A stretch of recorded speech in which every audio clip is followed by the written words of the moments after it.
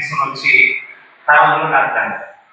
నాటినప్పుడు మరి వారికి సమస్తాన్ని ఇచ్చినాడు.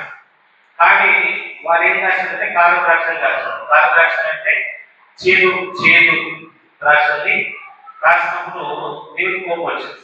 ఆ యొక్క ద్రాక్ష తోట ప్రాంగణం పడకుండా దాని కంచెను తీసేస్తా ఆకాశానికి వర్షిపోవద్దని ఆపేస్తా, ఆ స్థలాన్ని నేను పాటు చేస్తాను సెలవునిస్తే ప్రజల ద్వారా ఒక వ్యక్తి అనేటువంటి వ్యక్తి ఫలించాలి.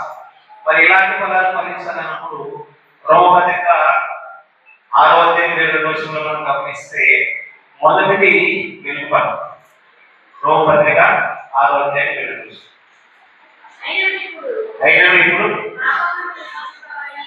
అయినను దేవునికి దాసులైన పరిశుద్ధత కలిగే మీకు ఫలం. ఇక్కడ గమనించినప్పుడు దేవుని పిల్లరా మొట్టమొదటి ఫలం ఏంటంటే పరిశుద్ధత. పరిశుద్ధత లేకుండా దేవుణ్ణి చూడలేదు కదా. పరిశుద్ధత లేకుండా దేవుణ్ణి ఏ వ్యక్తి చూడలేదు. లేవికాండం 19:2వ వచనంలో గమనిస్తే దేవుని యెహోవా ఈ పరిశుద్ధుని కనుక మీరును పరిశుద్ధులై ఉండండి రాయబడింది. ఏదమ్మా లేవికాండం 19వ అధ్యాయం 2వ వచనం. మీరు పరిశుద్ధులై ఉన్నవారు మీ దేవుని యెహోవా నేను పరిశుద్ధులై ఉన్నాను. యెషయా గ్రంథం 6వ అధ్యాయంలో మనం గమనిస్తే శరాపులు దేవుణ్ణి ఏమని స్తుతిస్తున్నాయంటే 6వ అధ్యాయం 3వ వచనం. సైన్యముల ప్రభువు యెహోవా పరిశుద్ధులు పరిశుద్ధులు పరిశుద్ధులు సర్వలోకము ఆయన మహిమతో దేవుని గొప్ప స్వరముతో గానములు చేయించుతుంది. దేవునిలాగా గమనిస్తే దేవుడు పరిశుద్ధుడు, తర్వాత అంటున్నాడు నీ పరిశుద్ధులు కనుక మీరును పరిశుద్ధులై ఉన్నారు. అంటే ఒక వ్యక్తి పరిశుద్ధంగా జీవించాలంటే పాపము ఆ వ్యక్తి చేయకూడదు. యేసుప్రభువు వారు యోహాను సువార్త 8:46లో అన్నాడు, నా యందు పాపం ఉన్నదని మీరు ఎవరైనా స్థాపిస్తారు. నా యందు పాపం ఉన్నదని మీరు ఎవరైనా స్థాపిస్తారు. అంటే యేసుప్రభువు వారు ఆయన జీవించినటువంటి జీవితకాలం అంతా కూడా ఒక పాపం లేదు. ఆయన పుట్టుకలో పాపం లేదు, జీవితంలో పాపం లేదు, పాపంలో కూడా పాపం లేదు. సాధారణ వాడు మరి ఎన్నోసార్లు శాస్త్రుల పరిశీలన ద్వారా ఆయన మరి చాలా పరిశీలన వేసినారు. కారణం ఏంటంటే ఆయన ద్వారా పాపం చేసినారు. కానీ శాస్త్రుల పరిశీలన అందరికీ కూడా వాటి ద్వారానే ఆయన సమాధానం చేసినారు. కల్వరి శిలువలో 5వ మాట మరి డబ్బు కూర్చున్నాను వాళ్ళు ఏం చేసినారు? శిరను తాగేసినారు. శిరక అంటే అది మద్యం. ఆ తాగినప్పుడు శరీరానికి వస్తుంది, ఆ బాధ కనిపించదు. కానీ ఆ తాగితే ఆయన పాపం చేశాడు, కానీ ఆయన తాగలేదు. గమనిస్తే ఆయన శరీరాన్ని పాడు చేయడానికి పరిశుద్ధతను మరి పోగొట్టి పాపంగా చేయడానికి మరి సాధన అనేక రకాలుగా ప్రయత్నించినప్పటికీ ఆయన మాత్రము పాపం చేయాలి. మొదటి పేదల గ్రంథంలో మనం గమనిస్తే పేరు భక్తులు చెప్పేటువంటి మాట గమనించింది. 1వ అధ్యాయం 14 చదువుతున్నా. నేను పరిశుద్ధులై ఉన్నాను కనుక మీరును పరిశుద్ధులై ఉండండి రాయబడింది. కాగా మీరు వివేకం పిల్లలై మీ పూర్వపు అజ్ఞాన దశలో మీ పుణ్య ఆశలను అనుసరించి ప్రవర్తింపక మిమ్మల్ని తీర్చిన వారి పరిశుద్ధులైన ప్రకారము మీరును సమస్త ప్రవర్తన యందు పరిశుద్ధులై ఉండండి. పూర్వపు అజ్ఞాన దశలో మీ పుట్టిన ఆశలను అనుసరించారు. అంటే యేసుక్రీస్తు ప్రభువుని ఒక వ్యక్తి అంగీకరించిన తర్వాత పాత జీవితం ఉంటుంది. ఆ జీవితము మరి రక్షింపబడిన తర్వాత ఆ జీవితం జీవించడానికి ఏమాత్రం లేదు. ఒకసారి వెలిగించబడిన వాడు మరి క్రీస్తు కొరకే జీవించాలి. అందుకే 2 Corinthians 5:15లో మాట ఉంది, కాగా క్రీస్తు చేస్తున్నందున వాడు నూతన సృష్టి పాపం గ్రహించని ఇదిగో క్రొత్తవాడు. ఎప్పుడైతే బాప్తిసం తీసుకుంటామో బాప్తిసము ఎట్టేస్తారమ్మా పంట పెడతారు, ఇట్లా చూస్తారు ముంచకూడదు పడగడం. బాప్తిసం అంటే నీళ్ళల్లో ఇట్లా పంట పెట్టి తిరిగి లేపాలి, అది కరెక్ట్. ముంచడము కాదు. ఎందుకంటే చనిపోయిన వాళ్ళని ఎక్కడ ఉంచుతారా? చనిపోయిన వాళ్ళని ఎక్కడ పండ పెడతారో మన పాము నిమిత్తం మనము చనిపోయి అంటే నీళ్ళలో పడుకోబెట్టినప్పుడు మనం చనిపోయినాం. అయితే క్రీస్తు చేస్తున్నందుకు మరలా మనము తిరిగి వివేసినట్టు ఒకటో వాక్యం ఉంది, మీ అపరాధముల చేత మీ పాపముల చేత మీరు చచ్చిన వారే కదా ఆయన క్రీస్తు కూడా మిమ్మల్ని ప్రకటించినటువంటి మాట. గమనించినప్పుడు పరిశుద్ధత విషయంలో మరి భారత స్వభావాన్ని ఏమాత్రము చేయకూడదు. సమస్త ప్రవర్తన సమస్త ప్రవర్తన అంటే ఏమేమి వస్తాయి? మాట వస్తుంది. ఏమొస్తుంది? మాట. నీ మాటను బట్టి నువ్వు నీకు మంత్రులు వారి తీర్పునిచ్చు అంటే కదమ్మా. ఇప్పుడు నీ మాటను బట్టే కొందరి మాటలు భయంకరంగా ఉంటాయి, కొందరి మాటలు చాలా వినబుతాయి కదా. ఆ మాటను బట్టి చెప్పవచ్చు నీ మాట పాత జీవితానికి అనుగుణంగా ఉంటాయి. అంటే పాత జీవితంలో ఉన్న వాళ్ళు ఉదయంలో ఉండవు. ఒకసారి 20 సంవత్సరంలో కామన్ పాస్టర్ ప్రతి సంవత్సరం మీటింగ్ పెట్టినప్పుడు ఒక నర్సరీ టైమా ఆయన పేరు రోజు అనుకున్నాను. ఆయన ఈ నర్సరీ రాకుంటూ ఎవరైనా ఒక మాట అంటే 1000 మాట తినదు. ఏ ప్రభుత్వం తర్వాత 1000 మాట తిన్నా ఆయన ఒక్క మాట కూడా ఎదురు చూపడం. ఎందుకంటే ఏ ప్రభువుని నమ్ముకున్న తర్వాత వ్యక్తులు మాత్రం సమస్త ప్రవర్తనలు పరిశుద్ధులై ఉండాలి. మొదటి మాట. రెండవది కంటి చూపు కదా. కంటి చూపు బైబిల్ మాట ఉంది, మోపు చూపు చూస్తే ఏమవుతుంది? నాకు ఇష్టమైన మాట, నీ కన్ను చెబితే నీ దేహం అంతా చెప్పినది. కాబట్టి సమస్త ప్రవర్తనకు పరిశుద్ధులుగా జీవించాలి. రెండవదిగా గమనిస్తే ప్రజలు కదా మరి ప్రభువైన యేసుక్రీస్తు వారు సెలవిస్తున్నటువంటి మాట, మరి మీరు లోకానికి వెలుగు అని దేవుని వాక్యం సెలవిస్తుంది. గమనించండి మత్తయి సువార్త 5వ అధ్యాయం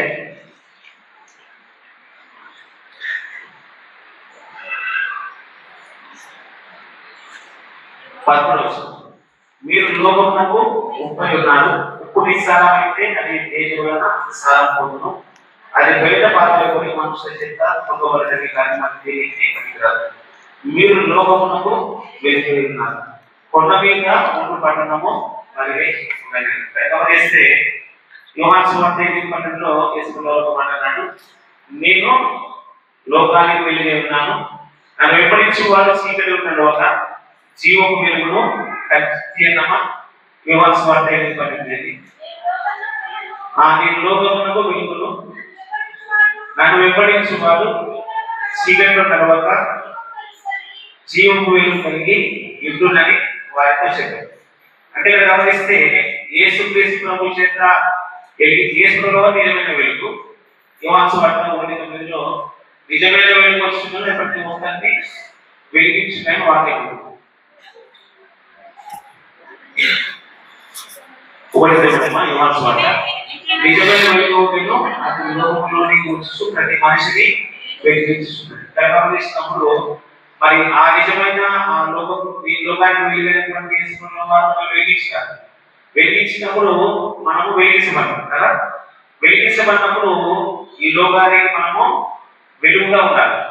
అంటే చీకట్లో ప్రవేశించినప్పుడు ఆ చీకటి ఏం కావాలా? వెలుగు కావాలి. ఏమా ఇప్పుడు మనం ఒకప్పుడు చీకటి. మొదటి పేరు 2:9లో తీయనము మొదటి పేరు 2:9 మీరు ఆశ్చర్యకరమైన తన గుణాతిశయములను పరిశీలించుటకు చీకటిలో చదవమా. అయితే మీరు చీకటిలో నుండి ఆశ్చర్యకరమైన తన గుణాతిశయములను ప్రచురం చేయుటకు ఏర్పరచబడిన వంశమును రాజులైన యాజక సమూహమై పరిశుద్ధ జనమునై దేవుని స్వస్థంగా ఉండేవి ఉన్నారు. గమనిస్తే మనము మరి చీకటిలో నుండి వచ్చినాం. దేంట్లోకి వచ్చినాము? మీరు చీకటిలో నుండి ఆశ్చర్యకరమైన తన వెలుగులోనికి మనం పిలిచిన వారిని ప్రచురం చేయటము ఏర్పరచబడ్డాం. ప్రతి విశ్వాసి కూడా శిష్యుడే. ప్రతి విశ్వాసి కూడా శిష్యుడే. అంటే విశ్వాసి శిష్యుడికి మీరేమో అంటే చెప్తా, విశ్వాసి మీరు విశ్వాసంగా శిష్యుడు. శిష్యులు. ఏమా శిష్యులు అంటే ఇప్పుడు యేసు ప్రభుకి 12 మంది విశ్వాసులు ఫస్ట్ వాళ్ళ శిష్యులే. శిష్యులే అనేకుల్ని శిష్యులుగా తయారు చేస్తారు. ప్రతి ఒక్క విశ్వాసి కూడా శిష్యులే. శిష్యులు ఏం చేయాలా? శిష్యులే తయారు చేయాలి. అంటే యేసు ప్రభుకి సువార్త చెప్పి శిష్యులను తయారు చేయాలి. యోహాను సువార్త 4వ అధ్యాయంలో మరి ఇక్కడ మనకు అనిపిస్తుంది. ఆ పేరు పేరమ్మా సమరయ. ఎవరు? ఆయన జీవితమే వినడానికి అసహ్యం కదా, చూడడానికి అసహ్యము, వినడానికి అసహ్యం. ఒకరి కాదు కానీ 5 మంది భర్తలు. ఎంతమంది భర్తలు? 5 మంది భర్తలు. ఉన్నవాడు కూడా కాదు భర్తగాడు. అంటే మొత్తం 6 మంది. అంత అసహ్యకరమైనటువంటి జీవితం తీర్చుకుంటే ఆయన యేసు ప్రభు చేత వెలిగించుకున్న తర్వాత వెలిగించబడిన మనుషులను ఏం చేసిందామా? ఆ శుభ్రమైనటువంటి పట్టణానికి పోయి అక్కడ ఉన్న ప్రతి ఒక్కరిని యేసు దగ్గర తీసుకొస్తే వాళ్ళ అన్నారు, అమ్మ దీన్ని బట్టి కాదు కానీ ఈ నిజంగా లోక రక్షకుడని ఆయన గురించి సాక్ష్యం ఇచ్చారు. యేసు ప్రభు చేత వెలిగించుకున్న వాళ్ళకి ఎంతమందికి స్వార్థ చెప్పినాం. యేసు ప్రభు కూడా దేవుడి చేత మేలు పొందినటువంటి నీకు నీ దేవుడు నా జీవితంలో ఈ మేలు చేసినాడని దేవుడు పంచుకున్నావు. క్యాంటీన్ సర్వీస్ చేస్తారు కదా, మీరు ఫోన్లో పని చేస్తారా? చేస్తారు చేయాలి. విశ్వాసం చేస్తారు కదా. ఫస్ట్ ఎవరైనా చేస్తారు? క్యాంటీన్ పాసేస్తారు అండి సార్. తర్వాత మొత్తము చేసి ఆ విధంగా ఆ సందేశం చేసి యేసు ప్రభు చేత వెలిగించబడింది. ఆ శుభ్రమైనటువంటి గ్రామాలందరినీ కూడా యేసు దగ్గరికి మీరు లోకానికి వెలుగు దేనికోసం అంటే చీకట్లో ఉన్న వారిని వెలిగిస్తారు. అంటే దేవుని యొక్క మాట చెప్పి వారిని చీకట్లో నుండి లోపలికి తీసుకుంటున్నారు. అయితే ఇక్కడ మనుషులు మీ సత్క్రియలు చూసి పరలోకమందున్న మీ తండ్రిని మహిమపరుస్తున్నట్లు వారి యొక్క మీ వెలుగును ప్రకాశించాలి. అంటే నీ వెలుగు ప్రకాశించాలంటే సత్క్రియ. నీ క్రియ సత్క్రియ అంటే మంచి క్రియ. మనిషి చూసాడు, మనిషి యొక్క మాటలని ఆయన ఏ విధంగా జీవిస్తున్నాడు, ఆయన ప్రవర్తన చూసాడు. మనుషులు మీ సత్క్రియ చూసి పరలోకమందున్న మీ తండ్రిని మహిమపరుస్తున్నట్లు వారి యొక్క మీ వెలుగుని, అంటే నీ క్రియనే ఒక వెలుగు. నీ క్రియనే ఒక వెలుగు. నీ జీవించేటువంటి జీవిత విధానమే ఒక వెలుగు. నీవు ఆ విధంగా నడుస్తున్నప్పుడు నీ క్రియను చూసి దేవుడు వేసుకుని ఆయన తెలుసు. స్వార్థ ఇవ్వాల్సిన అవసరం లేదు.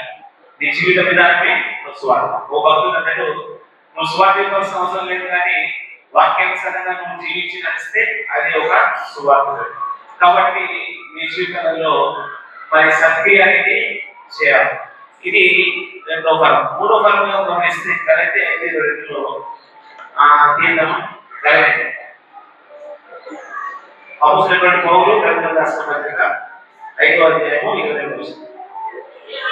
అయితే ఆత్మీయత, ప్రేమ, సంతోషము, సమాధానము, దీర్ఘశాంతము, దయాళుత్వము, మంచితనము, విశ్వాసము, సాత్వికము, ఆశానిధనము, ఇట్టి వాటికి మీరు విరుద్ధమైనవి. గమనించమ్మా, ఆత్మ ఫలములో ఎన్ని లక్షణాలు ఉన్నాయమ్మా? మొదటిది ఏమా? ప్రేమ. ప్రేమ నీలో ఉందా? ఒక ప్రశ్న. ఇద్దరిని ప్రేమించేటువంటి గుణం నీలో ఉండాలి. రెండవది ఏమి? ప్రేమ, ఆత్మఫలము, సంతోషం. మీ జీవితం సంతోషంగా ఉండాలి. పిలిపి 4:4లో ప్రభువును ఆరాధించు, ప్రభువును ఆరాధించు. అంటే మీ జీవితంలో సంతోషము ఎప్పుడు ఉంటుందంటే భయపడండి. ఇంగ్లీష్ లో ఒక కొటేషన్ ఉంది, holiest man always happiest man. అంటే పరిశుద్ధంగా జీవించేవాడు ఎప్పుడు సంతోషంగా ఉంటాడు. అంటే పాపం లేని వాడు ఎప్పుడు సంతోషంగా ఉంటాడు. కొంతమంది బొమ్మలేకపోతున్నారు, మా మందిరం లేకపోతే తెలుస్తాయి కదా, నిద్రపోకూడదు. దేవుని మందిరము శరీరం మనము ఆత్మ సిద్ధమే. అందరిలో కూడా కాదు. అప్పుడే నిద్రలేకపోతున్నారు. ఆ నిద్రపోతున్నాము. ఆ మందిరము వచ్చినప్పుడు మాటలు ఏం చెప్తున్నారని ఆశిస్తున్నాను కదా. ఎట్లా చేస్తారంటే ఇంకోసరే 5 నిమిషాలు కాబట్టి ఆత్మబంధము శివజాతి ఏంటంటే ప్రేమ. మరి ధర్మశాస్త్రంలో ఎన్ని ఆజ్ఞలు ఉన్నాయమ్మా? 10 ఆజ్ఞలు కదా, 10 అనుభవం 10.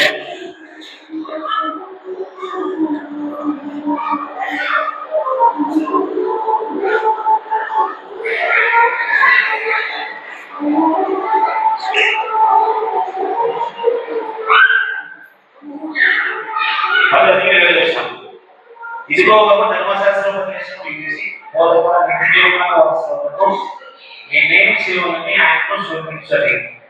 ఆయన ధర్మశాస్త్రం అంతా ఏమి రాయబడినది, ఇవేమి చదువుతున్నావు అని అన్నారు కదా. అతని దేవుడైన యెహోవాను ఈ పూర్ణ మనసుతోనూ, ఈ పూర్ణ శక్తితోనూ, ఈ పూర్ణ వ్యవస్థతోనూ ప్రేమించవలసి ఇంట్లో ఇక్కడ ధర్మశాస్త్రంలో మొదటి ఆజ్ఞ మీ దేవుని ప్రేమించాలా. మిగతా 9 ఆజ్ఞలు కూడా నీ పొరుగు వారిని ఏం చేయాలా? ప్రేమించాలా అని రాయబడింది. అంటే ఈ 9 ఆజ్ఞలు కూడా ధర్మశాస్త్రం అంతా కూడా నీకు వారిని పొరుగు వారిని ప్రేమించాలి. ఈ ఇంటి మీద చదవండి 9 నుంచి 25 నుంచి 30 వచనాల్లో ఇక్కడ ఒక కథ రాయబడింది. మరి ఒకడు సమరయ నుండి యూదా నుండి సమరయకు పోతున్నాడు. దొంగల చేత రాయబడ్డాడు. మొదట యాజకుడు పోయినాడు, చూసుకుంటూ పోయినాడు, కానీ ఏం పట్టించాడు. తర్వాత లేవీయుడు పోయినాడు, ఆయన కూడా ఏం పట్టించాడు. చివరికి సమరయుడు పోయినాడు. సమరయులు యూదులు సమరయులతో సంగతి లేదు, అంటే అర్థరాని వాడు. కానీ అర్థరాని వాడు పోయి అంటే యూదులు సమరయులతో కలిసి మాట్లాడు, సమరయులైనటువంటి స్థలంలో కూడా పోరు. అందుకే సమరయస్ని అంటాడు. అంటే కదా నీకు అడిగినప్పుడు యూదులైన నీవు సమరయస్ని అన్నాను, నీకు ఇట్లాగా అడుగుతున్నావు, యూదులు సమరయులు సాంగత్యము చేయదు. అయితే ఈ సమరయులు రాయబడినటువంటి ఆ యూదు దగ్గర పోయి ఆయన గాయాలు కట్టి రాక్షసం తప్పించి నూనె రాసి ఆ గాడ్డ మీద తీసుకుని తన గాడ్డ పైన తన దగ్గర ఉన్నటువంటి ఆ 2 దినాలు ఇచ్చి ఒక మాట ఇంకా ఏమైనా కష్టం చేసి మళ్ళీ వచ్చినప్పుడు వినేస్తారు. మొదటి 13:5లో ప్రేమ అవతారాన్ని మనసులో ఉంచుకోరు. రెండవది ప్రేమ స్వప్రయోజనము ఆశించాలి. అంటే ఇక్కడ ద్వేషించిన ఆ కోపము సమయం లేదు. రెండవది స్వప్రయోజనం అంటే తన దగ్గర ఉన్న సమస్తాన్ని ఇస్తున్నాడు, కానీ ఏమి తీసుకోకుండా ఇస్తున్నాడు. అది ప్రేమ అంటే. చివరిగా గలతీ 5:10లో ధర్మశాస్త్రం అంతా ఎటువంటి పొరుగువారిని ప్రేమించుకున్న ఒకలో సంక్షిప్తమా అవసరం చూపిస్తారు. ధర్మశాస్త్రం అంతయు ఎటువంటి పొరుగువారిని ప్రేమించవలని ఒక్క మాటలో సంపూర్ణమై ఉన్నది. కాబట్టి ప్రజల మరి మనం ఫలించాలా? మొదటిది మరి వెలుగు ఫలం, మనము ఈ లోకానికి వెలిగి ఉన్నాం. రెండో ఫలం ఏంటి? పరిశుద్ధత, మనము దేవుడు పరిశుద్ధులు కాబట్టి మనము పరిశుద్ధత జీవించాలి. మూడో ఫలము ప్రేమ, ఆత్మ ఫలము ప్రేమ కలిగి జీవించాలి. కొద్ది వాక్యము దేవుడు జీవిస్తున్నాడు. మరొకసారి అవకాశం ఇచ్చిన దేవునికి సరైన సందర్భాన్ని సరైన సంఘం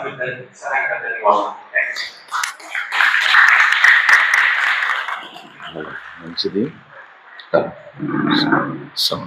చాలా ప్రయత్నిస్తున్నాం. ప్రభు నందు ప్రియమైన దేవుని సంగమా, కర్నూలు ప్రాంతం నుంచి వచ్చిన దైవజనులు మన సంఘానికి వచ్చి మీరు బహుగా ఫలించాలి, అది ఫలించుట ఇట్లు అని కోసనేసి కొన్ని సంగతులు తెలియచేశారు. అందరూ కూడా విన్న విషయాలను మరి ఏం చేసుకోవాలి ఎందుకంటే ఇక్కడ విడిచిపెట్టి ఇంటికి వెళ్ళాలి, అంతే కదమ్మా. ఇక్కడే వదిలేసి ఇంటికి వెళ్ళాలి, అలా చేయకూడదు, అది మంచిది కాదు. గనక జాగ్రత్త పడి దేవుని యొక్క మాటలను వినాలని మీకు అందరికీ మనం చేస్తూ ఉన్నాం. అయ్యగారు మాట్లాడిన విషయాల్లోని కొన్ని విషయాలు మనం సమయం మంది కనుక మాట్లాడుకుంటున్నాం. ప్రభువునందు ప్రియమైన దేవుని సంగమా, బైబిల్లో ఎన్నో సంగతులు ఉంటాయి. అవన్నీ మనం ఒకేసారి మాట్లాడుకోవడం న్యాయం కాదు, సమయము కాదు. అందుకనే అందరూ ఒకసారి లేచిళ్ళు పడతారేమో అనుకుంటున్నాను. నేను అందరు లేచిళ్ళు పడుతున్నారు. ఎన్ని తలచినా ఏదడిగినా జరిగేది నీ చిత్తమే అనే పాట పాడుకుంటున్నాను. ఇప్పుడు తీసుకోండి, మైక్ తీసుకోండి. ఎన్ని తలచినా ఏది అడిగినా జరిగేది నీ చిత్తమే ప్రభువా. అందరూ చప్పట్లు కొట్టాలమ్మా. ఎన్ని తలచినా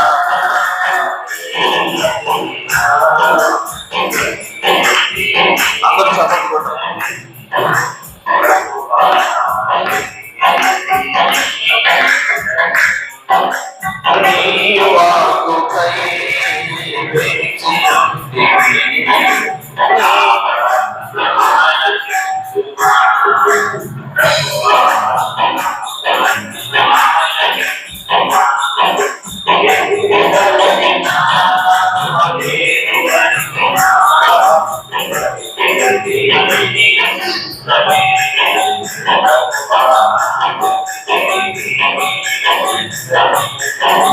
నీ తోడు లేక, నీ ప్రేమ లేక, ఇలలో నిలువలేను. నీ తోడు లేక, నీ ప్రేమ లేక, ఇలలో నిలువలేను. అడవి పోలే నీ ప్రేమ పొందగా, అడవి పోలే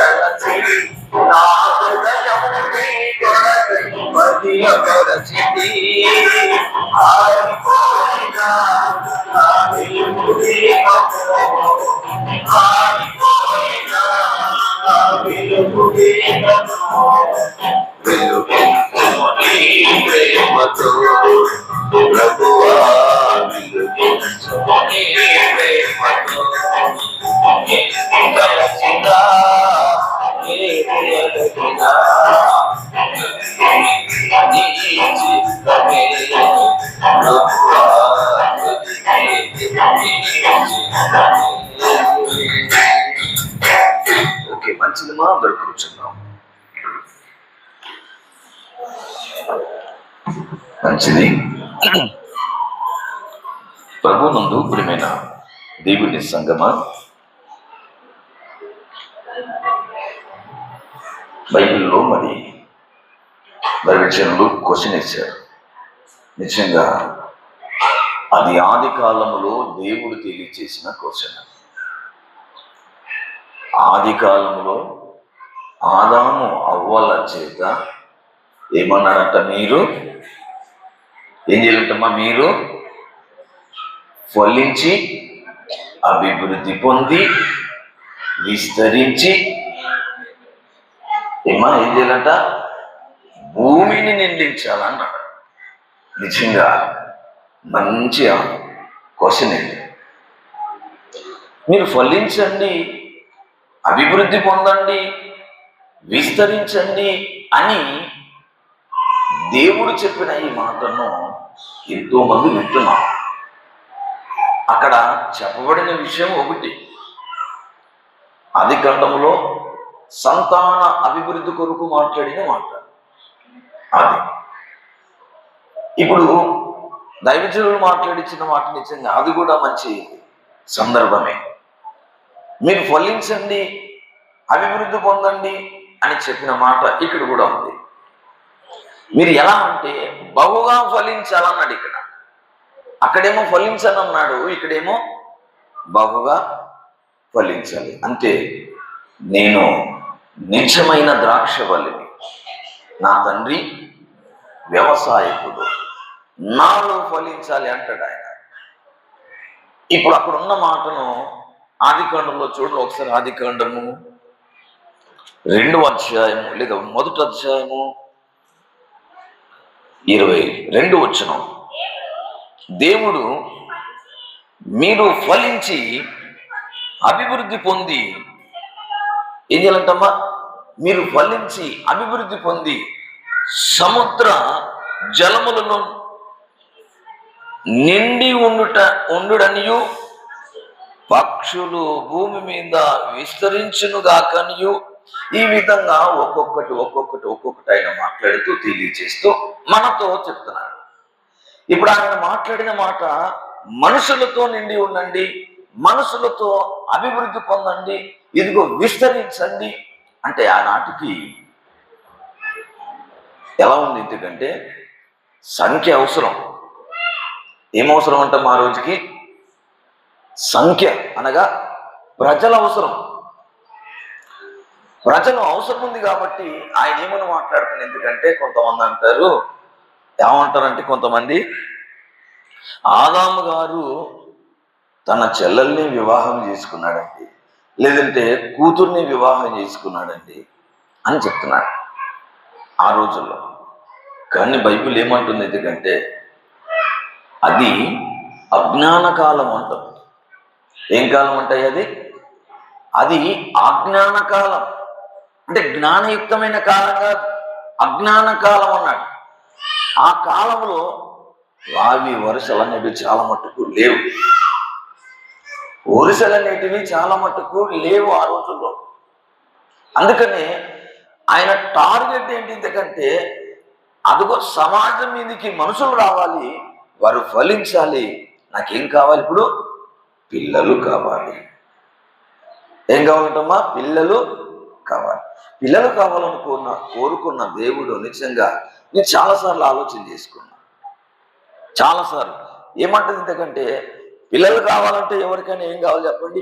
పిల్లలు కావాలంటే పెళ్లి, అంతే కదా. పిల్లలు కావాలంటే పెళ్లి కావాలి. పెళ్లి చేసుకోవచ్చు కదా దేవుడు. పెళ్లి చేసుకోకుండా పిల్లలు కావాలని కోరుకున్నాడు. కానీ మళ్ళీ వాళ్ళు ఏం చేయలేదు? ఎందుకంటే మీరు ఫలించాలి అన్నారు. మీరు ఫలించాలి, అభివృద్ధి పొందాలి, విస్తరించాలి, భూమిని నిండించాలి అంటాడు ఆయన. భూమిని నిండించాలన్నాడు. మరి పెళ్లి చేసుకోవచ్చు కదా.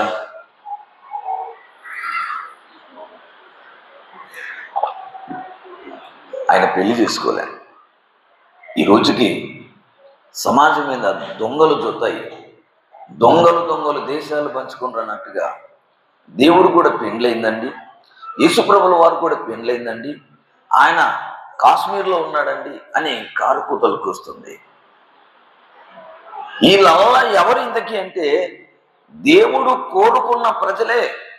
మీరు ఫలించండి అని ఒకనాడు దేవుడు మనల్ని కోరుకుంటే ఆ ఫలింపులోని భాగమే ఈరోజు ఏమంటున్నారు? ఎందుకంటే నానాక రకాల ప్రజలు నానాక మాటలు మాట్లాడుతున్నారు. ఫలించడం అంటే ఇదేనా? దేవుని మీదికి ఎదురు తిరగడమా? ఫలించడం అంటే దేవుని అనడమా? ఫలించడం అంటే దేవుని ఎత్తి చూపడమా? అది ఫలించడము అని అననిక్క వీలు లేదు, మంచిది కాదు. అందుకనే సంతానాభివృద్ధి ఫలించాలి, విస్తరించాలనుకున్న ఆయన యోహాను సువార్తలో మనం చూసుకున్న మాట సేవకులు చూపించారు కదా. నిజంగా చక్కటి సంగతులు తెలియచేశాడు దైవజనులు. యోహాను సువార్త 15వ అధ్యాయము ఆయన మాట్లాడుతున్న ఆ మాటను మీరందరూ కూడా చూస్తున్నారు. ఇప్పుడు నేను నిజమైన ద్రాక్షవల్లిని, నా తండ్రి వ్యవసాయకుడు, నాలో ఫలింపని ప్రతి తీగను ఆయన తీసి పారవేయును. ఫలించు ప్రతి తీగే మరి ఎక్కువగా ఫలింపవలనని దానిలోని పనికిరాని తీగలను తీసివేయును. నేను మీతో చెప్పిన మాటను బట్టి మీరిప్పుడు పవిత్రులై ఉన్నారు. నా యందు నిలిచి ఉండుడి, మీ యందు నేనును నిలిచి ఉందును.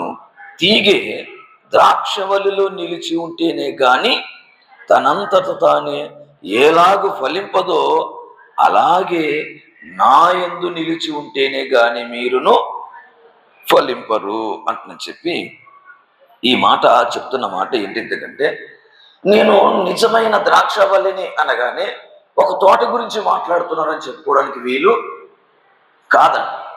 తోట గురించి అయితే ఆయన ఈ మాటలు బైబిల్లో రాయాల్సిన అవసరత లేదు అంటాడు.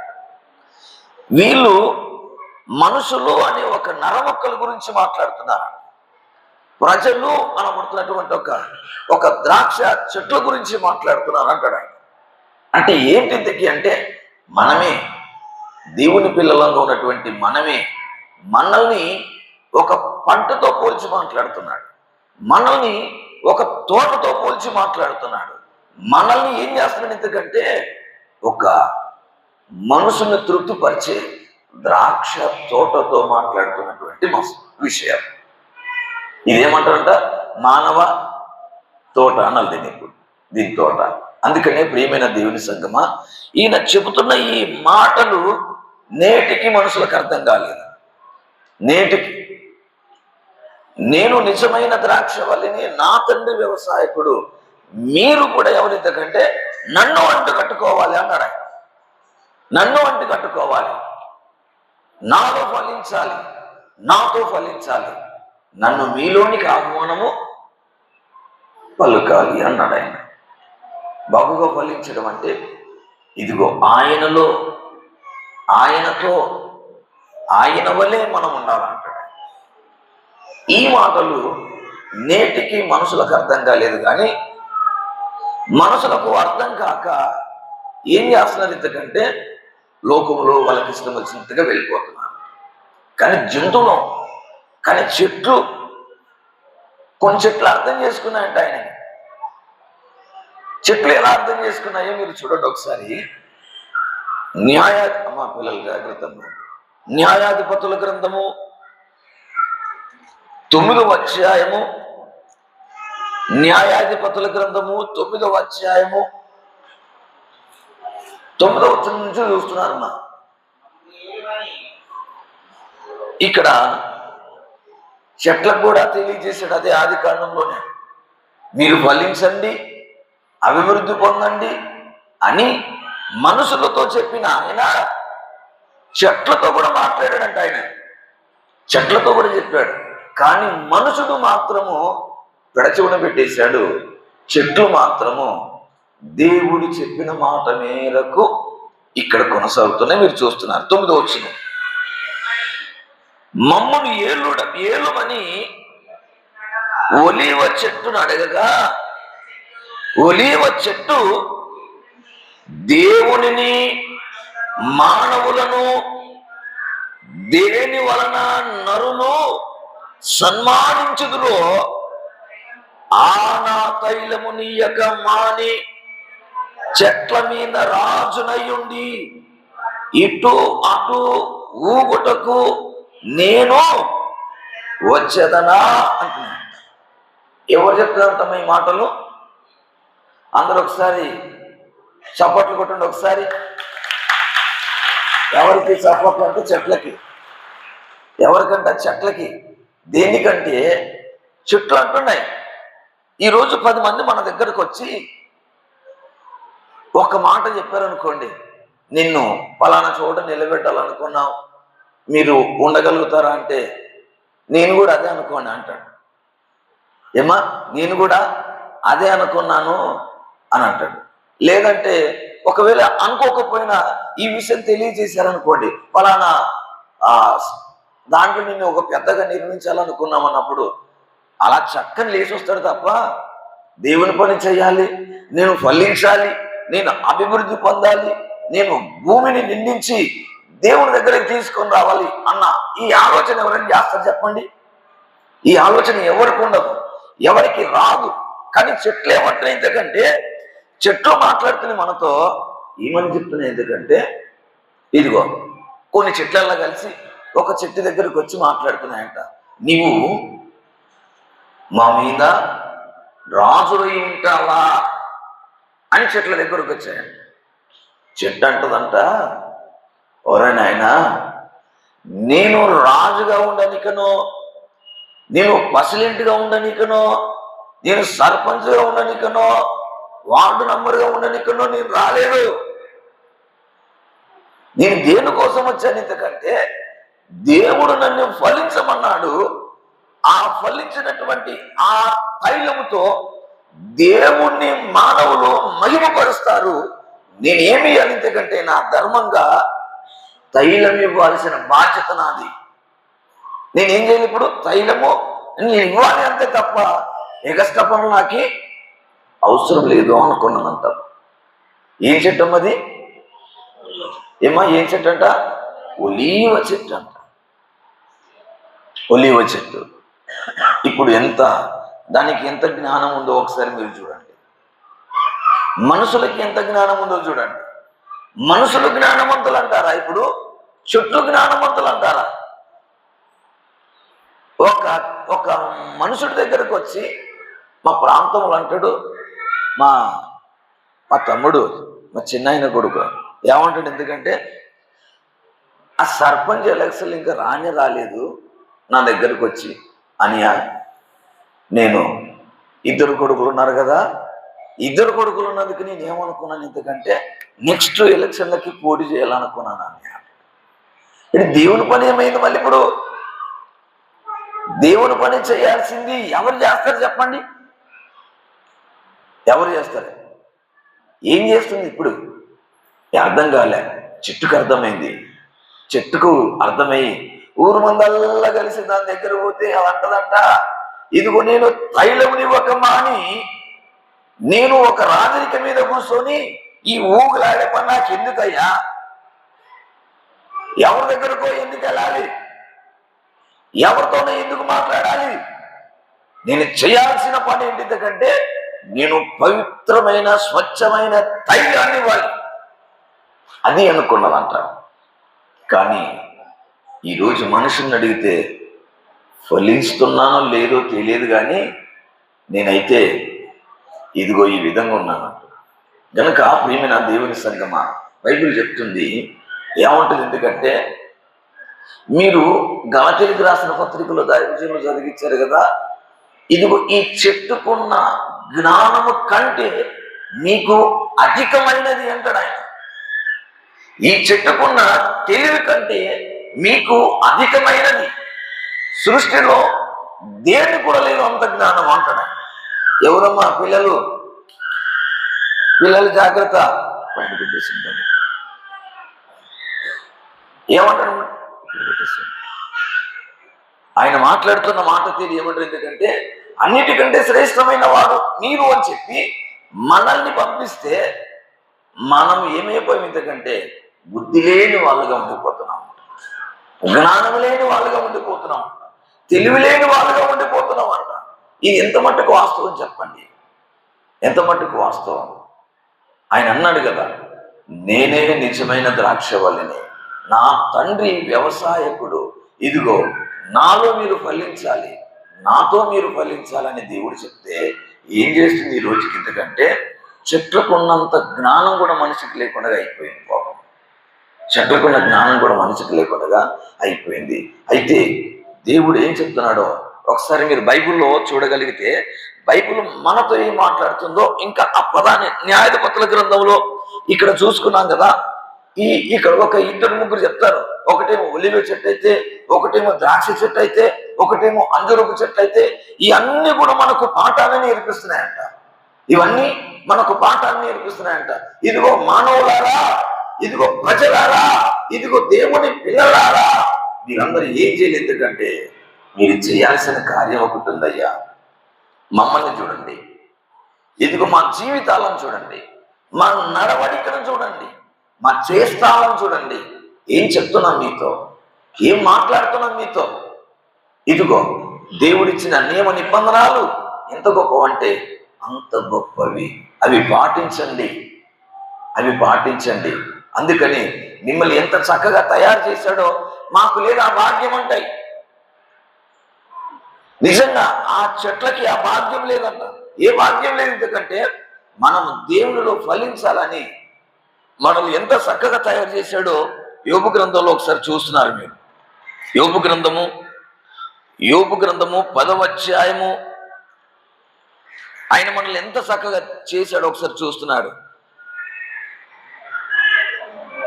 8వ వచనం, యోబు గ్రంథము 10వ అధ్యాయము 8వ వచనం. నీ హస్తములు నాకు అవయవ నిర్మాణము చేసి నన్ను ఏం చేసాయంట, ఇప్పుడు రూపించాయంట. ఎవరి స్థానమా చెప్పండి ఒకసారి, అందరూ ఒకసారి చప్పట్లు కొట్టడం ఒకసారి కదా. ఎవరి హస్తాలంటే ఇప్పుడు దేవుని హస్తాలు. యోబు గారు మాట్లాడుతున్నారు, ఇదిగో దేవా నీ హస్తములు నాకు అవయవ నిర్మాణము కలగజేశాయి.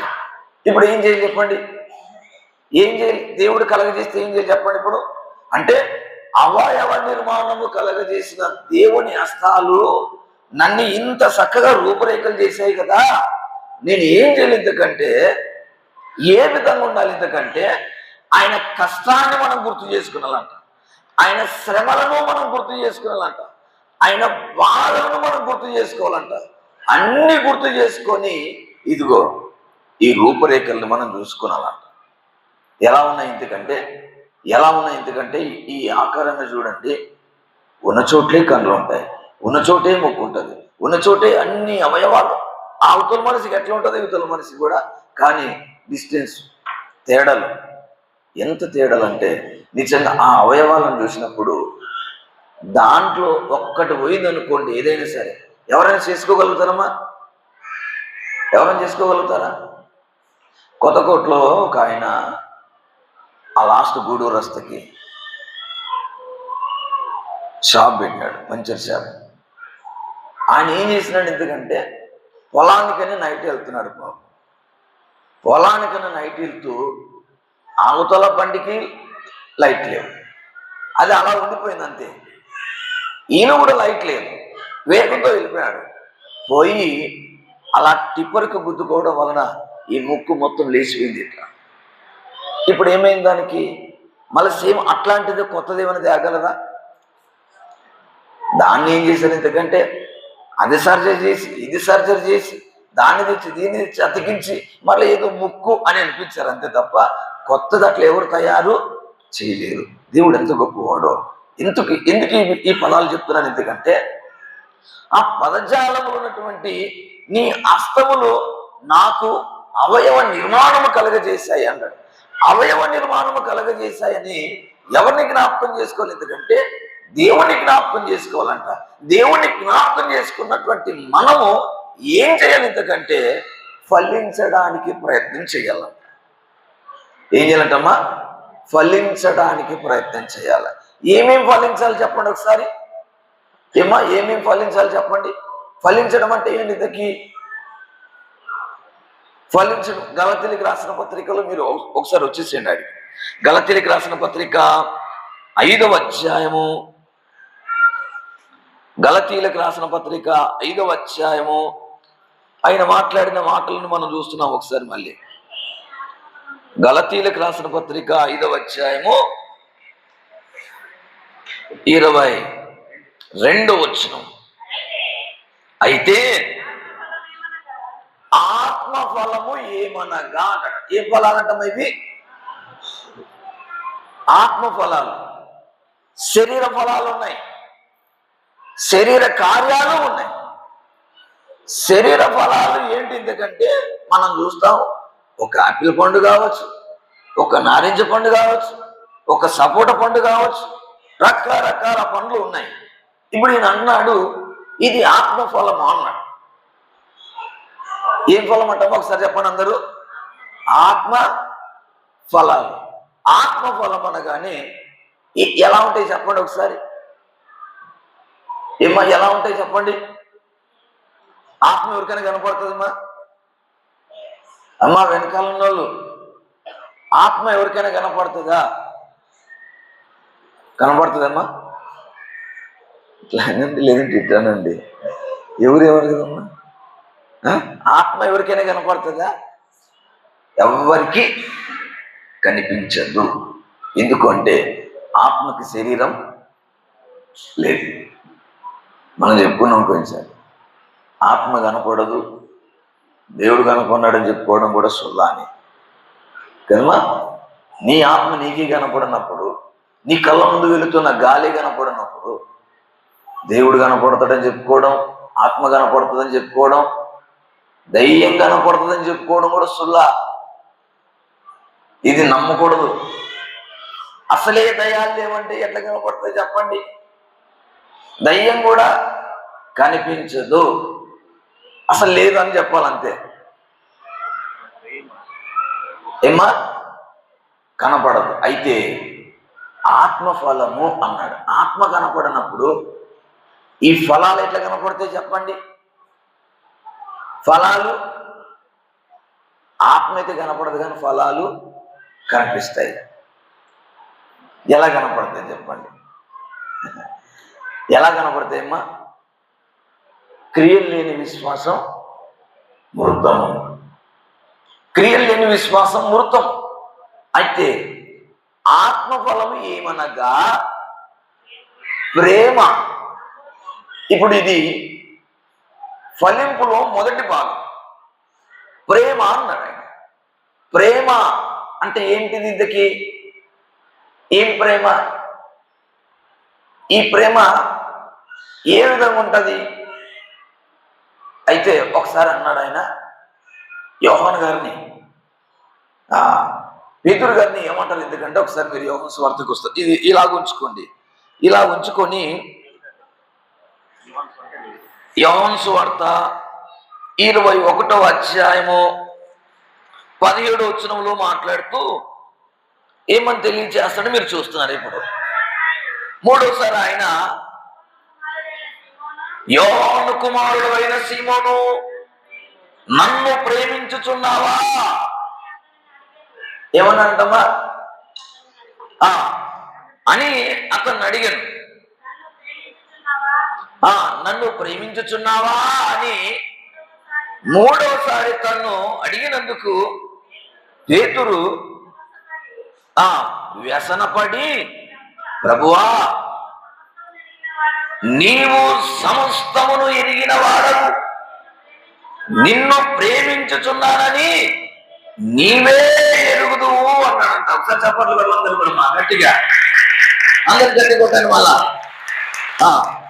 ఈయన అంటున్నాడు, నీవు సమస్తమును ఎరిగిన వాడవు, నిన్ను ప్రేమించుచున్నానని నీవే ఎరుగుదువు అయ్యా అన్నాడు. ఇది ఏ ప్రేమ చెప్పండి? ఏ ప్రేమ అంటే ఆరంభం నుంచి అంతం వరకు తన దగ్గర ఉండి, తను పెట్టింది తినుకుంటా, తను చెప్పింది చేసుకుంటా, తన మాటలు ఇతరులకు తెలియజేసుకుంటా ఆయన మార్గంలోనే ముందరికి కొనసాగాడంట. ఆయన ఆలోచనల మేరకే ముందరికి కొనసాగాడంట. ఆయన ఉద్దేశాలను అలా తెలియచేస్తూ ఇదిగో దేవుని ప్రేమను ఈ విధంగా ప్రకటించుకుంటూ వెళ్ళిపోయాడంట. ఇది ప్రేమ అంటే అంటాడు ఆయన. ఇది ప్రేమ. ఏం ప్రేమ అంటే శరీర ప్రేమ కాదు, ఒకరినొకరు చూసుకొని ప్రేమించుకునే ఈ ప్రేమలు కాదు అంటాడు ఆయన. ఈ ప్రేమ ఎవరు కావాలి చెప్పండి? స్వార్థపరులు, బింకములాడేవారు, ధనాపేక్షలు, అహంకారులు ఈ భూమి మీద ఉన్నది. ఇది సరైనది కాదు అంటాడు ఆయన. ఇది పద్ధతి కాదు అంటాడు. ఈ ప్రేమ గురించి చెప్పట్లేదు. ఇదిగో నీవు నిత్య జీవము కలిగిన వాడవని నిన్ను ప్రేమిస్తున్నానయ్యా అన్నాడు. నీవు నిత్య జీవకు మాటలు కలిగిన వాడవని ఇదిగో నిన్ను వెంబడిస్తున్నామయ్యా అన్నాడు ఆయన.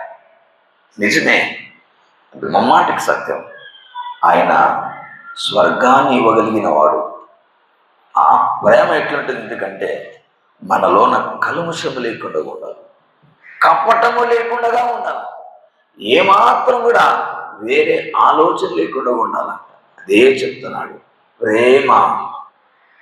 ఏం ప్రేమ అంటమ్మా? ప్రేమ అంటే ఏంటి? ఎందుకంటే మంది పిల్లల్ని మన పిల్లలుగా భావించాలంట. ప్రేమ. మంది పిల్లల్ని మన పిల్లలుగా భావించాలి. అవతలోళ్ళు ఉపవాసం ఉన్నారనుకోండి, ఆ పూట భోజనం మనకు లేకపోయినా పొరలేడు, వాళ్ళకి పెట్టాలంటది ప్రేమ. దుస్తులు లేని పరిస్థితుల్లో ఉండిపోయాడు అనుకోండి, ఇదిగో వాళ్ళకు దుస్తులు ఇవ్వాల్సిన బాధ్యత మనదే. ఇదిగో అది ప్రేమ. పూర్వీకులు అలాగే చేసుకునేవాళ్ళం. చెప్పేవాళ్ళు, పెళ్లి జరిగితే ఎవరైనా కొత్త బట్టలు ఊపించుకున్నారనుకోండి, ఊరు మంది కన్నల్లా ఆ బట్టల మీదనే ఉంటుంది. ఒరే దుబ్బి, మొన్నవాడు కొత్త బట్టలు తెచ్చుకున్నాడు చూడరా, కొత్త బట్టలు తెచ్చుకున్నాడు, ఏం చేయాలి ఇప్పుడు? అవి వేసుకొని పెళ్లి సంబంధాలు పోవాలంట అంతే. అయితే ఇప్పుడు ఏం చేయాలి? ఆ బట్టలు తీసుకొని వేసుకొని పోవాలి. అది ప్రేమ. అంటే ఆ పూట భోజనం పెట్టాలి, ఇదిగో వాళ్ళని ప్రేమించాలి, ఇదిగో వాళ్ళకి దుస్తులు అవసరమా, డబ్బులు అవసరమా ఉంటే ఇవ్వాలి. ఇది ప్రేమ అంటే. అందుకని ఈ విధంగా ప్రేమ అంటే ఏంటి? ఎందుకంటే లోకంలో ఉన్నటువంటి మనము దేవునిలోనికి వచ్చి దేవుని మాటలతో మనం ఏం చేయాలి? ఎందుకంటే ఆ మనుషుడిని ఆదరించాలంట, ఆ మనుషుడిని శాంతించాలంట, ఆ మనుషుడిని ఏం చేయాలి? ఎందుకంటే దేవుని మార్గంలో నిలువ పెట్టాలంట. అది ప్రేమ అంటే. అది ప్రేమ అంటే. అందుకనే భక్తులు ఎంతో మంది మనకు చెప్తున్నారు, భక్తులు ఎంతో మంది మనకు మాదిరిగా కనపడ్డారు, మాదిరిగా కనపడ్డారు. అదే చెప్తుంది బైబిల్లో. ఇదిగో ప్రేమ. ఇదేమి? ఎందుకంటే ఆత్మఫలముల్లో మొట్టమొదటిది ప్రేమ. ఆయన ప్రేమ. అందుకని ఒకసారి ఇది యోహాను పత్రికలో ఒక మాట అంటాడు. ఏమంటాడు? ఎందుకంటే 3వ అధ్యాయం పత్రికలో 3వ అధ్యాయం 16వ వచనంలో చెప్తున్నాడు ఆయన. పత్రికలో 3వ అధ్యాయం 16వ వచనంలో ఏమంటాడు? ఎందుకంటే ఆయన మన నిమిత్తము తన ప్రాణము పెట్టిన గనుక దీని వలన ప్రేమ ఎట్టిదని తెలుసుకొనుచున్నాము అంటాడు ఆయన. ఆయన మన నిమిత్తము తన ప్రాణం పెట్టిన గనుక దీని వలన ప్రేమ ఎట్టిది అంటే ఏం ప్రేమ అయ్యా? నీ ప్రేమ. నీకు చాలా కృతజ్ఞతలు, నీకు చాలా వందనములు. ఏంది? ఎందుకంటే నాలో ప్రేమ లేదు, నాలో మంచితనం లేదు, నాలో నీతి లేదు, నాలో ధర్మం లేదు. నేను నరకానికి జారిపోకూడదని నన్ను ప్రేమించి పరలోకం నుంచి దిగి వచ్చి నా పట్ల ప్రేమ చూపించి నేను పాపంలో అపరాధంలో నేను సచ్చిన వాడినై ఉన్నప్పటికీ నన్ను కరుణించి ఇదిగో ఒడ్డును నిలబెట్టావు కదా, ఇది ప్రేమ అంటే అంటాడు ఆయన. ఇది ప్రేమ. అందుకనే అయితే అని ఆత్మఫలం ఏమనగా అని ఇదిగో ప్రేమ అన్నాడు. ఏమంటాం? అది ప్రేమ. ప్రేమ అంటే ఇప్పుడు ఏం చేయాలి? ఇప్పుడు మనం కూడా అంటే ఆ పత్రికలో అదే మాట్లాడతారు. కింద ఒకసారి చూడండి ఏమంటాడు? ఎందుకంటే ఆయన మన నిమిత్తం తన ప్రాణం పెట్టను కనుక దీని వలన ప్రేమ ఎట్టిదని తెలుసుకొనుచున్నాము. మనము కూడా మన సహోదరుల నిమిత్తము ప్రాణం పెట్టబద్దులమై ఉన్నాము. మనము కూడా ఏం తెలియదు? ఎందుకంటే మన సహోదరులు ఉన్నారు.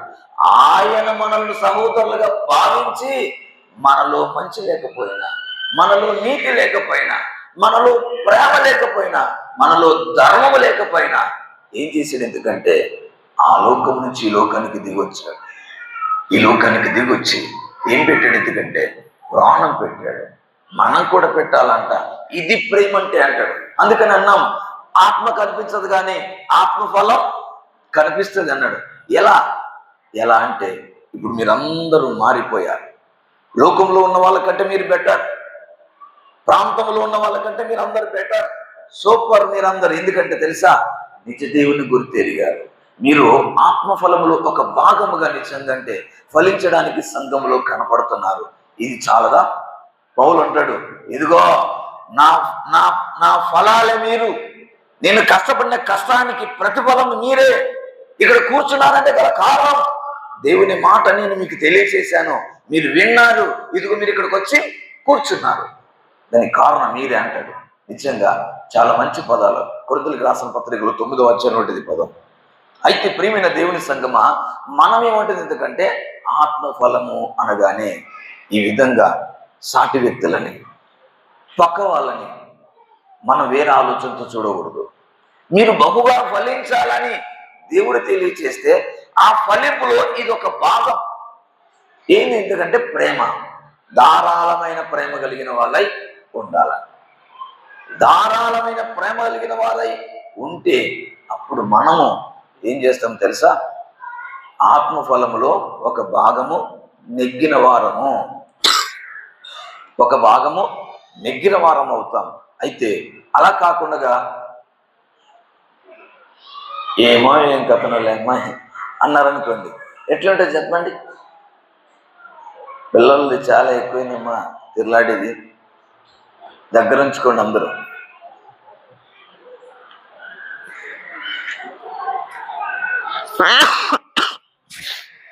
దగ్గర ఉంచుకోండి, టైం లేదు. ఓకే, మంచిది. ఆత్మఫలం ఏమనగా ప్రేమ, సంతోషము, సమాధానము. ఇవి మీరందరూ ఖచ్చితంగా రండి. ఒక్కొక్క బుధారము ఒక్కొక్క పదం మీద నేర్చుకుందాం, టైం లేదు. ఒక్కొక్క పదము, ప్రేమ అంటే ఏంటో ఒక వారం, సంతోషం అంటే ఏంటో ఒక వారం, సమాధానం అంటే ఏమో ఒక వారం. ప్రతి బుధారము ఇట్లనే ఖచ్చితంగా రండి. ఆదివారము ఒక కోణంలో నేర్చుకుందాం, బుధారము మరొక కోణంలో నేర్చుకుందాం. దేవుని మాటలు నేర్చుకోవడానికి ఆసక్తి కలిగి చక్కగా దేవునిలో ఫలించాలని మీకందరికీ కూడా తెలియచేస్తూ ఈ మాటలు ముగిస్తున్నాం. టైం లేదు కనుక దేవుని యొక్క సంగతులు చక్కగా దైవజనులు కర్నూలు ప్రాంతం నుంచి మన వద్దకు వచ్చి వివరించారు. అయ్యగారికి వందనాలు తెలియచేస్తున్నాను. సంతోషం. ఏది ఏమైనా అందరూ కూడా కళ్ళు ముచ్చుకుందాం, ప్రార్థన చేసుకుందాం. అందరూ కళ్ళు ముచ్చుకుందాం, ప్రార్థన చేసుకుందాం. అందరూ కళ్ళు ముచ్చుకుంటే ప్రార్థన. తండ్రి, కృతజ్ఞతలు నాయన, స్తోత్రాలు తండ్రి. ఇదిగో నా తండ్రి, మరి దైవజనులు కర్నూలు నుంచి వచ్చి కొన్ని విషయాలు తెలియచేశారు.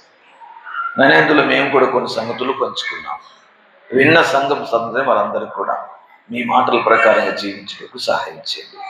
విత్తబడిన విషయాలు ఆగం కాకుండా దేవా, నీలో ఉన్న తండ్రి మరి అంటుకట్టుకునే ఒక కొమ్మగా ఉండలాగిన కృప చూపుతున్నారని కృతజ్ఞతలు తెలియజేస్తూ మా సంఘాన్ని అంతటిని కూడా దేవా దీవించి ఆశీర్వదించి మీరు ఎక్కడిచో బలపరిచినందుకు కృతజ్ఞతలు తెలియజేస్తూ ముందున్నటువంటి కార్యక్రమంతో మీరే తోడుగా ఉండి క్షేమకరంగా నడిపిస్తున్నారని మా ప్రభువును రక్షకుడైన యేసుక్రీస్తు పేరిటి ప్రార్థనకు సమర్పిస్తూ అడిగి వేడుకొనుచున్నాము తండ్రి.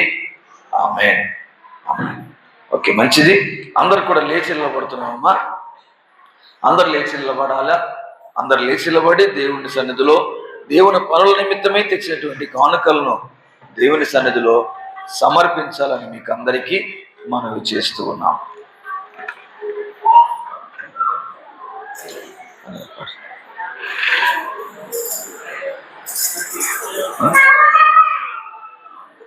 ఎవరెవరు వాడతారు? ఇద్దరు తీసుకోండి. ఎవరైనా ఇద్దరు కలిసి పడండి. ఎవరైనా ఎందుకంటే ఒకరైతే ఒకరికి అయిపోతుంది టైం. కలిసి పడండి. యాభై పాట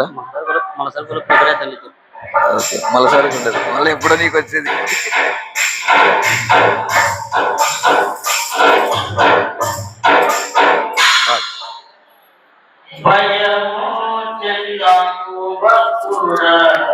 ఈ మాయలోకం ఛాయలు చూసినప్పుడు భయము చెందకు భక్తుడా. ఈ మాయలోకం ఛాయలు చూసినప్పుడు భయము చెందకు, నీవు దిగులు చెందకు. భయము చెందకు, నీవు దిగులు చెందకు. జీవమిచ్చిన యెహోవా ఉన్నాడు. ఓ భక్తుడా, ప్రాణం పెట్టిన యేసయ్య ఉన్నాడు. జీవమిచ్చిన యెహోవా ఉన్నాడు.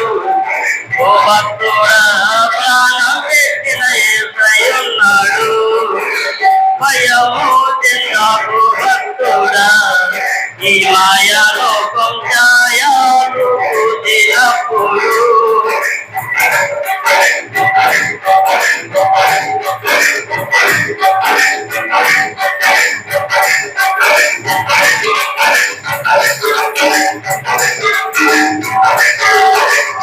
ఐగుప్తుడి బబులో నా దేశమందున ఆ భక్తులు ముగ్గురు బొమ్మకి మొక్కలందున బబులో నా దేశమందున ఆ భక్తులు ముగ్గురు బొమ్మకి మొక్కలందున పట్టి బంధించినకు అగ్నిలో పడబెట్టి పట్టి బంధించినకు అగ్నిలో పడబెట్టి నలుగువాడు ఉండాలేదా ఓ భక్తుడా నలుగువాడు కనబడలేదా నలుగువాడు ఉండాలేదా ఓ భక్తుడా నలుగువాడు కనబడలేదా భయమో చెందాకు భక్తుడా ఈ మాయా లోకం ఛాయలు చూసినప్పుడు భయమో చెందాకు భక్తుడా ఈ మాయా లోకం ఛాయ చూసినప్పుడు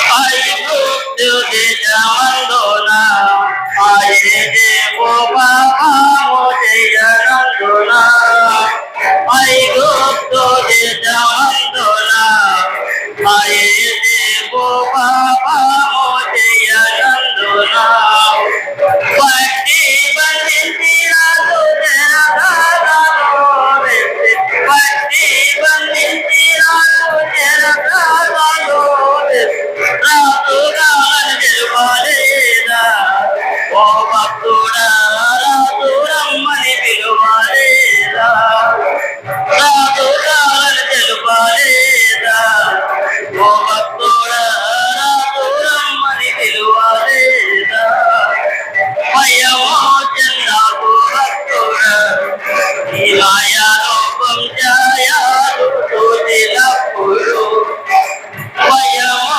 చెందాకు భక్తుడా ఈ మాయా లోకం ఛాయలు చూసినప్పుడు భయమో చెందాకు నీవు దిగులు చెందాకు భయమో చెందాకు నీవు దిగులు చెందాకు జీవమిచ్చిన యెహోవా ఉన్నాడు ఓ భక్తుడా ప్రాణం పెట్టిన యేసయ్య ఉన్నాడు జీవమిచ్చిన యెహోవా ఉన్నాడు ఓ భక్తుడా ప్రాణం పెట్టిన యేసయ్య ఉన్నాడు భయమో చెందాకు భక్తుడా ఈ మాయా లోకం ఛాయలు చూసినప్పుడు భయమో చెందాకు భక్తుడా ఈ మాయా లోకం ఛాయలు చూసినప్పుడు